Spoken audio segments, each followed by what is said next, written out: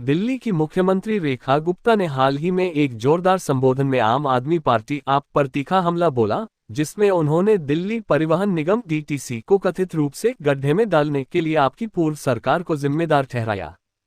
ये बयान दिल्ली विधानसभा में और विभिन्न सार्वजनिक मंचों पर उनके भाषणों का हिस्सा था, जहां उन्होंने आपके शासनकाल में डीटीसी के कुप्रबंधन और वित्तीय नुकसान पर प्रकाश डाला। गुप्ता ने दावा किया कि आपकी नीतियों और कथित भ्रष्टाचार ने डीटीसी को 65,000 करोड़ रुपए के घाटे में डाल दिया, जिससे दिल्ली की जनता को बेहतर परिवहन सेवाओं से वंचित होना पड़ा। रेखा गुप्ता ने अपने संबोधन में कहा कि आपने डीटीसी को न केवल आर्थिक रूप से कमजोर किया, बल्कि इसकी कार्यक्षमता और विश्वसनीयता को भी नुकसान पहुंचाया। उन्होंने विशेष रूप से डीटीसी टिकट घोटाले का जिक्र किया, जिसे उन्होंने विधानसभा में उजागर किया था। उनके अनुसार सीएजी नियंत्रक और महालेखा परीक्षक की रिपोर्ट ने डीटीसी में कुप्रबंधन और दुरुपयोग के कई मामले सामने लाए, जो आपके शासनकाल में हुए।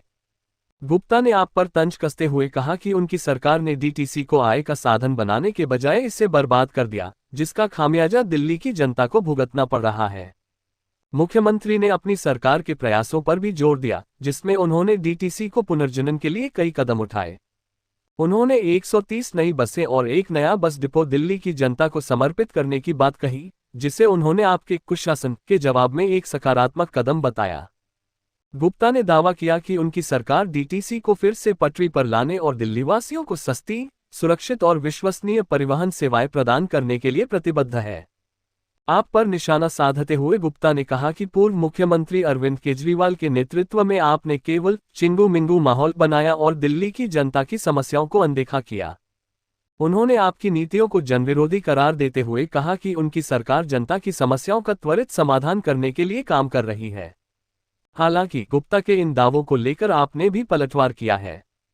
पार्टी ने इन आरोपों को राजनीति से प्रेरित बताया और कहा कि गुप्ता की सरकार केवल आपकी छवि खराब करने के लिए इस तरह के बयान दे रही है।